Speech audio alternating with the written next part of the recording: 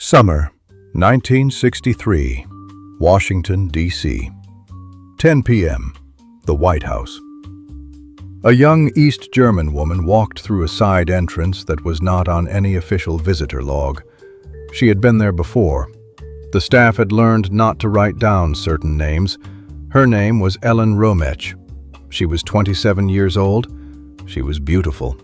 She was the wife of a West German diplomat, and she was a card-carrying member of the communist youth organization that fed directly into the Stasi, East Germany's secret police. The man waiting for her was John Fitzgerald Kennedy, the 35th President of the United States, the most surveilled human being on the planet. The FBI already knew. J. Edgar Hoover had photographs. He had surveillance logs. He had a file with her name on it and a chain of connections that led from a factory town in East Germany to the Oval Office, and he was waiting for the right moment to make that file count. 6 weeks after Hoover placed his call to the Attorney General, Ellen Rometsch was on a plane out of the country. No charges, no trial, no statement. The deportation was so clean, it barely left a crease in the air. Who was she really? An agent? A lover? A weapon that fired itself? 60 years later, the answer is still officially unknown. The 8th floor of the Carroll Arms smelled of Cuban cigars and bourbon and something harder to name: the particular anxiety of men who had too much to lose and not quite enough self-control to protect it. The Quorum Club occupied a private suite directly across from the old Senate office building. It was run by Bobby Baker, 34 years old, Secretary of the Senate Democratic Caucus, the most connected fixer in a city built entirely on fixers.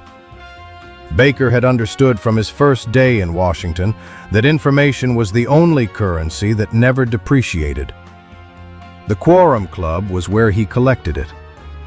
Senators came here to relax. Lobbyists came to make introductions.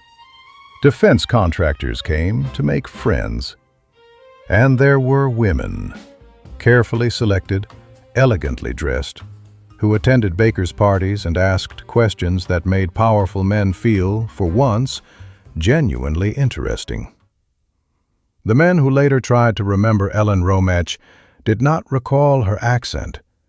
They recalled the quality of her attention. She asked follow-up questions about pending legislation as though the answer determined her fate. She remembered every name, every detail, every half-told story from a month ago. She made senators feel not merely important, but fascinating, which, for a senator, is a sensation far rarer than it sounds. That was her technique. That was the operation. She appeared in an FBI surveillance photograph in March 1962. Background, slightly out of focus, recognizable. Then again in May. Then again in September, this time at an event with a guest list that included presidential staff. By the time the FBI's counterintelligence analysts connected the photographs to her FDJ file, she'd already been to the White House, more than once. The surveillance team watching the Carroll Arms logged one anomaly. She never appeared to be working. That was, as it turned out, the whole point. She had learned how not to look like what she was 11 years earlier, in a city the FBI had never heard of. 16 years earlier, a factory town in Saxony-Anhalt. The smoke from the chemical plants sat on the rooftops like a permanent weather system. Ellen Lorke was 16 years old, and she could see her future from her bedroom window. It looked like her mother's life. It looked like her neighbor's life. It looked like the lives of every woman in Bitterfeld who had learned to want only what the system was willing to give. She would say later, to the German journalists who found her decades on, that she had never been a communist, not really. She joined the Freie Deutsche Jugend, the FDJ, for the same reason everyone in Bitterfeld joined it. Because not joining was its own kind of statement, and statements had consequences. But she understood something that most of her classmates did not. The FDJ was a door, and doors, if you knew how to use them, led somewhere other than Bitterfeld. In a city where everything was collective, Ellen wanted to be singular. That was not ideology. That was survival of a different kind. It was also, as it turned out, precisely the psychological profile the Stasi had been trained to look for. At some point during that winter, the precise occasion has never been documented, Ellen Rometsch was introduced into the social orbit that touched the Kennedy White House. Washington in 1962 was a small city pretending to be the center of the world. The parties that circled the administration and the parties that circled the Quorum Club touched each other at dozens of points. A fundraiser here, a Georgetown dinner there, a late-night gathering after a Senate vote. The question Hoover's analysts could not answer was operational. Was she reporting to anyone? Was there a handler? A dead drop in Rock Creek Park? A contact at the East German diplomatic mission? What they could not find was a chain of command. What they could document was a chain of access. And at the end of that chain was the President of the United States. A note on what the Stasi called a Schwalbe, a swallow. East Germany's Ministry for State Security ran one of the most methodical seduction programs of the Cold War. Male operatives, the Romeos, targeted West German secretaries with access to classified documents. Female operatives, the Swallows, targeted men in positions of power. A swallow was not always a formally trained officer. She might be cultivated, identified for her social mobility, her psychological profile, her access to environments the Stasi wanted inside. A handler might meet her twice a year. The intelligence would not travel through coded transmissions or dead drops. It would travel through dinners, through conversations, through the questions that did not sound like questions asked in a room full of powerful men who had stopped being careful. The doctrine was not seduction. The doctrine was proximity. Power reveals itself when it relaxes, and power relaxes in private. Whether Ellen Rometsch arrived in Washington as a directed swallow with a specific mission, or a cultivated passive asset, or a woman whose biography made her dangerous by accident, the Stasi files that would resolve that question were shredded in November 1989, 3 days after the wall fell, by officers who knew exactly what they contained. In our story, the shredding is itself part of the answer. The FBI's counterintelligence division had been running surveillance on a Soviet trade attaché, unrelated to Ellen Rometsch entirely, when a photograph came back from a Georgetown restaurant in March 1963. In the background, at a corner table, a woman whose face matched a file from 6 months earlier. She was having dinner with a man the Bureau identified within 48 hours as a cultural liaison from the Soviet mission. An alarm went up. Analysts spent 3 weeks building a case around that dinner. The Soviet connection, the timing, the location. Then someone ran the liaison's schedule against his diplomatic duties. He had attended 46 dinners in Georgetown restaurants that quarter. He was, it emerged, an enthusiastic amateur of American cuisine who ate out almost every night and had no operational role whatsoever. The Bureau's own informant inside the Soviet mission confirmed it within a week. The Soviet photograph was nothing. But in the process of ruling it out, the analysts had pulled every file connected to Ellen Rometsch, and what they found had nothing to do with Russian trade attachés. Sometimes the wrong door opens the right room. The FBI had the photographs, Hoover had the file, and somewhere on Capitol Hill, Bobby Baker was about to make one financial mistake too many and drag Ellen Rometsch's name into a Senate hearing that would force the most efficient bipartisan cover-up in American political history. In a few minutes, the phone call, the silence, and the plane at Dulles, Hoover's call to Bobby Kennedy lasted 4 minutes. Kennedy said almost nothing. When he put down the phone, he did not convene a meeting or call a lawyer. He contacted the people in Washington who exist specifically to make problems move without leaving a paper trail. The message delivered to Ellen Rometsch was not a request. It was a timetable. She would leave the United States voluntarily. She would leave soon. She would say nothing to journalists. She would make no demands. Rolf was informed through diplomatic channels. Ellen was informed through Rolf. She did not protest. She did not ask for a lawyer. She did not appeal to anyone. People who have nothing to hide usually protest. People who have calculated their position precisely and understand that silence is the better deal do not. 5 years before Washington, the compound of the West German diplomatic mission, acacia trees, the smell of red dust after rain. Rolf Rometsch was older. He was going somewhere, or at minimum, going away from East Germany, which at 22 was the only destination that mattered to Ellen. A West German passport in 1959 was not a document. It was a different biography entirely. When Rolf received his Washington posting in 1961, Ellen understood exactly what it meant. She had spent her childhood watching doors. This one led further than any she had ever stood in front of. She stepped through it without looking back at Bitterfeld. Not once. She arrived in Washington on her husband's credentials. What investigators found later, in the margins of Rolf's service record, was a gap. 18 months in Salisbury that no diplomatic cable could account for.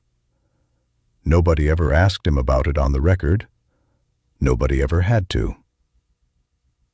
Bobby Baker resigned from his Senate post on October 7, 1963, under investigation for financial impropriety connected to a vending machine kickback scheme. Senate Republicans smelled blood. They began expanding the scope. Baker's world, the Quorum Club, the parties, the women, was being mapped, connection by connection. Ellen Rometsch's name appeared in Baker's address book. She was already gone, but her name was still in the files, and Republicans were openly discussing subpoenaing her from West Germany. Bobby Kennedy called Everett Dirksen, the Senate Republican leader. The conversation required very few words. The Quorum Club had been attended by Democrats. It had also been attended by Republicans. Both sides had members whose presence at those parties would generate questions nobody wanted to answer. Dirksen understood. Senate Majority Leader Mansfield confirmed from the Democratic side. 48 hours. The fastest bipartisan consensus in living memory. Ellen Rometsch would not testify. The investigation would not expand. Then, on November 22nd, in Dallas, the administration that had arranged her departure was erased in a single afternoon. And with it, the last person with a political reason to pursue the story. Hoover kept the file. He did not need to use it. The Kennedys knew he had it. That knowledge, that the most powerful law enforcement officer in America possessed documentation connecting the late president to an East German national, was leverage without a deadline. It worked as well in 1965 as it had in 1963.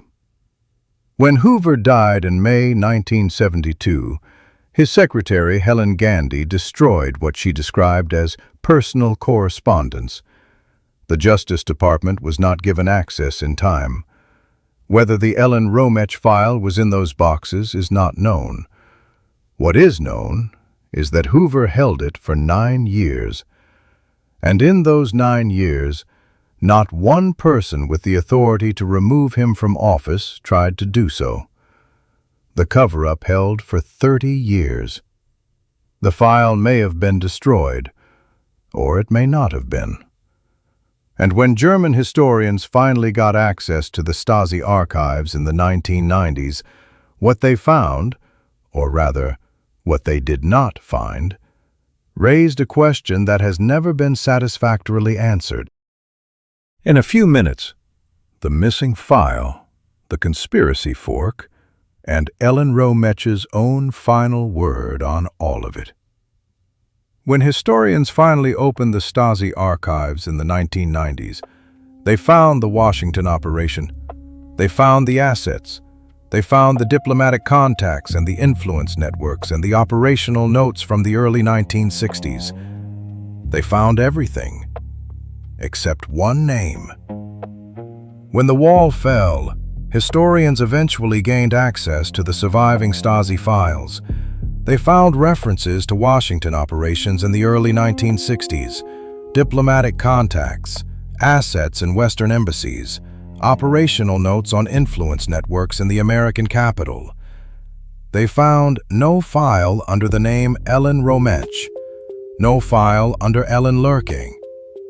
Now here is where it gets interesting. If the file does not exist, someone destroyed it.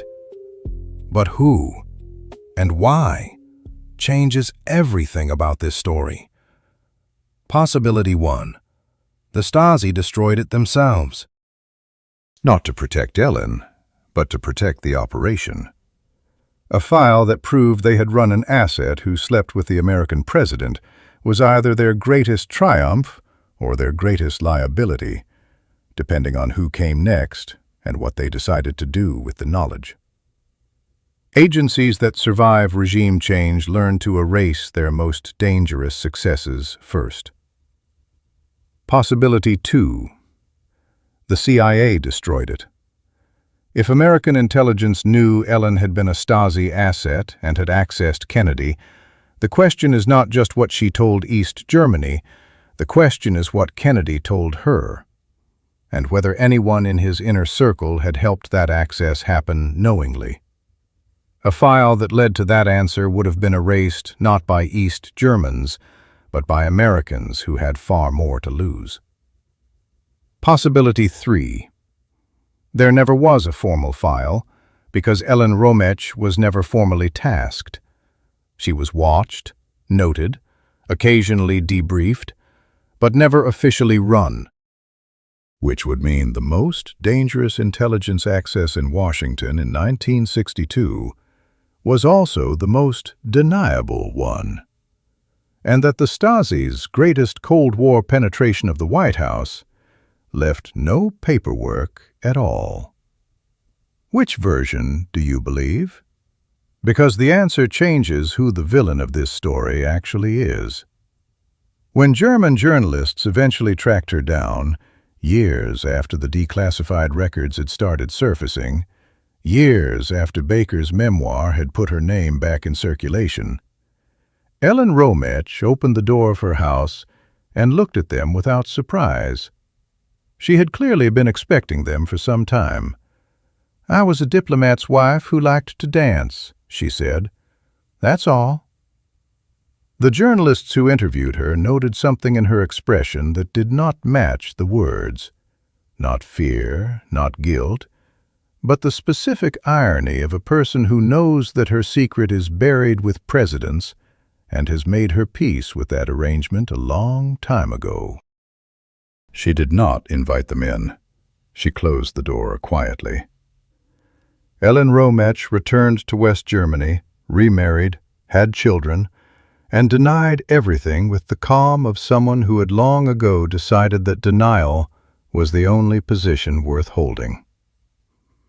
Rolf Rometsch, whose diplomatic posting had made all of it structurally possible, retired in 1964 and left no public record of his views on any of it. Bobby Baker served 16 months in federal prison for offenses that had nothing to do with the Quorum Club.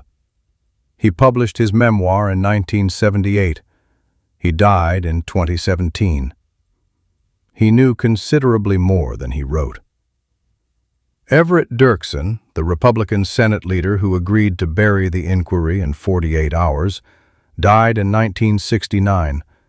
He never discussed the phone call. J. Edgar Hoover died in 1972, still director, still in possession of files that may or may not have included hers. His secretary destroyed what she called personal correspondence. John Kennedy was buried at Arlington on the 25th of November, 1963. The woman who had visited the White House on evenings the staff had learned not to log was already on another continent, already a footnote, already disappearing into the silence that powerful men are very skilled at building around the things they need forgotten. Rolf Rometsch applied for early retirement from the West German diplomatic service in 1964. The request was approved immediately, with a speed that suggested someone very senior wanted the paperwork processed and forgotten. He moved to a small town in Bavaria. He kept a garden. He grew tomatoes. He was, by every available account, a perfectly unremarkable neighbor for the rest of his life.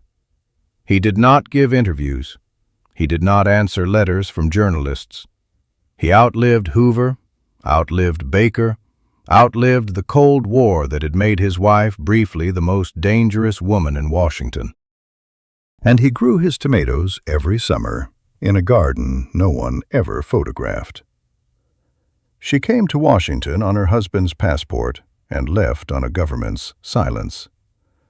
What she carried out of the country, and what she sent back before she left, remains the most unclassified secret of the Kennedy presidency. Not locked away, not destroyed, but simply agreed upon, without a single written order, to remain forever unasked. And somewhere in Bavaria, a woman who liked to dance smiled at the journalists on her doorstep and said nothing that could ever be used against her.